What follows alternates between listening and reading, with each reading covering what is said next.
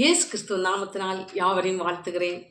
இன்று தேவன் நமக்கு கொடுத்த வார்த்தையாவது மத்தேயு 4ஆம் அதிகாரம் 3-4 வசனங்களை நாம் பார்க்கும்போது, அப்பொழுது சோதனைக்காரன் அவரிடத்தில் வந்து, நீர் தேவனுடைய குமாரனே ஆனால் இந்த கல்லுகள் அப்பங்களாகும்படி சொல்லும் என்றான். அவர் பிரதியுத்தரமாக, மனுஷன் அப்பத்தினாலே மாத்திரமல்ல, தேவனுடைய வாயிலிருந்து புறப்படுகிற ஒரு வார்த்தையினாலும் பிழைப்பான் என்று எழுதியிருக்கிறதே என்றார். இந்த வேத வசனத்திலிருந்து நாம் பார்க்கும்போது, நம்முடைய கர்த்தராகிய இயேசு கிறிஸ்து உபவாசித்து முடித்த பின்பு சோதனைக்காரனாகிய பிசாசு அவரை சோதிக்கும்படியாக அங்கே கடந்து வந்ததை நாம் பார்க்கிறோம். அவர் வார்த்தையை அனுப்பி பிசாசை மேற்கொண்டதையும் பார்க்கிறோம். அதாவது மனுஷன் அப்பத்தினால் மாத்திரமல்ல, தேவனுடைய வாயிலிருந்து புறப்படுகிற ஒவ்வொரு வார்த்தையினாலும் பிழைப்பான் என்று சொல்லியிருக்கிறதே என்று வார்த்தையை அனுப்பி பிசாசை மேற்கொண்டதை நாம் பார்க்கிறோம்.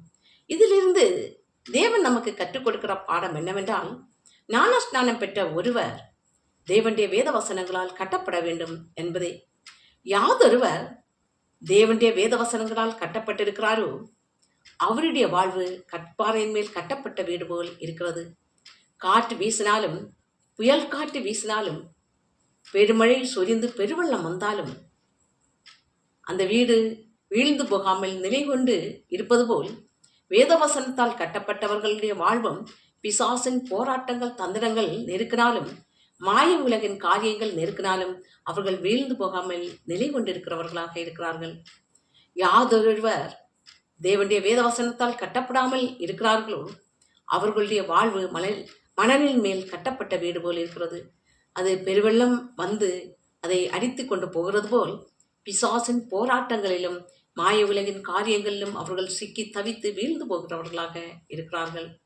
எனவே தேவன் நமக்கு கற்றுக் கொடுக்கிற பாடம் என்னவென்றால், நாம் தேவனுடைய வேதவசனங்களால் கட்டப்பட வேண்டும். காரணம், இனி வருகிற காலம் பொல்லாத காலமாய் இருப்பதனால் இந்த பொல்லாத காலத்தின் பொல்லாத காரியங்களை நாம் பார்க்கும்போது சோர்ந்து போகாமல் இருப்பதற்கு நாம் தேவனுடைய வேதவசனத்தால் கட்டப்பட்டவர்களாக இருக்க வேண்டும்.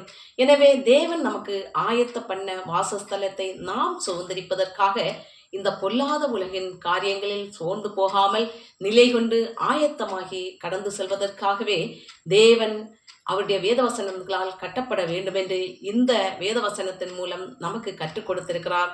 ஆமேன்.